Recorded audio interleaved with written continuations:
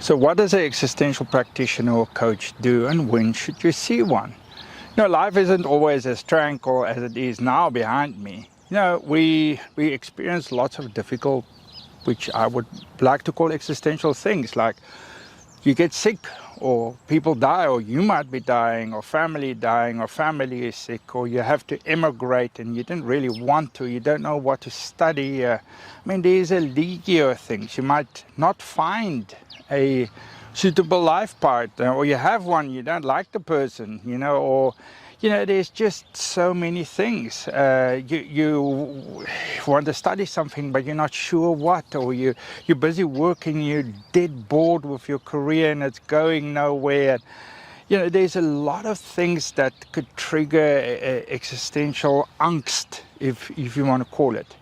But where we see these come out is nobody says, oh, it's an existential dilemma. What we normally see is the emotions that associate itself with it. The emotions of sadness, of loneliness, of anxiety, depression. It doesn't have to be all these things, but it can be, and it can even come out in physical illnesses, or behaviors. We get snappy or withdrawn, or in difficult relationships stuff, even existential attitudes, or even if you want to call them spiritual, there's rage and deep anger and regret and bitterness. These are more than just emotions, they're very loaded.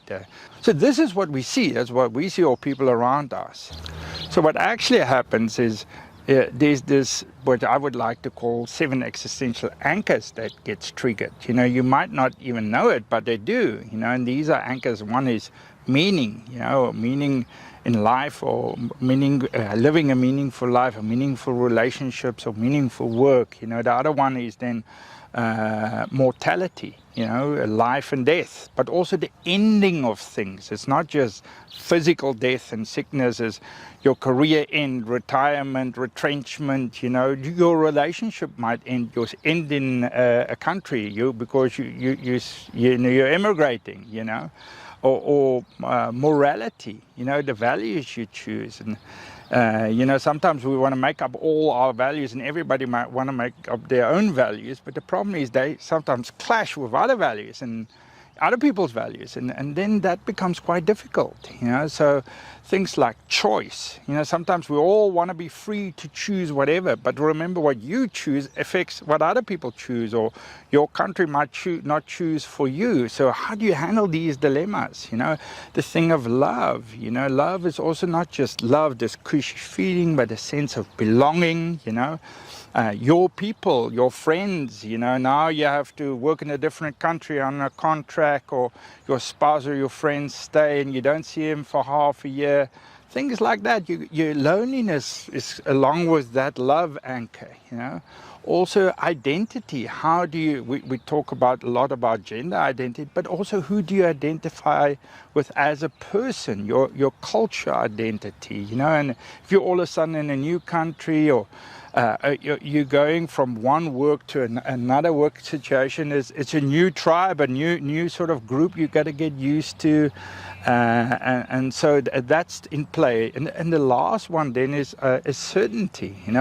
We as humans like to be certain of things. We always we feel comfortable. There's angst if we're not certain. We always want to move back to certainty.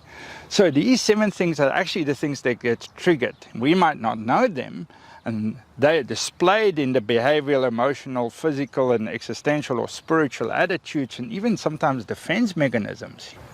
So this is the time where you want to see an existential practitioner, because maybe you're not deeply depressed or physically ill, if you're very deeply depressed, you might see a therapist or a psychiatrist, a psychologist, and if you're really physically ill, you'll see a doctor. Or you might want to choose to see a religious leader, but maybe you're not spiritual, or they're not equipped. Or even your friends, family, sometimes it's too tough to talk about really sensitive stuff. You might not want to talk with them, and they're not equipped. That's when you want to speak to somebody like me, who's a qualified existential practitioner or existential coach.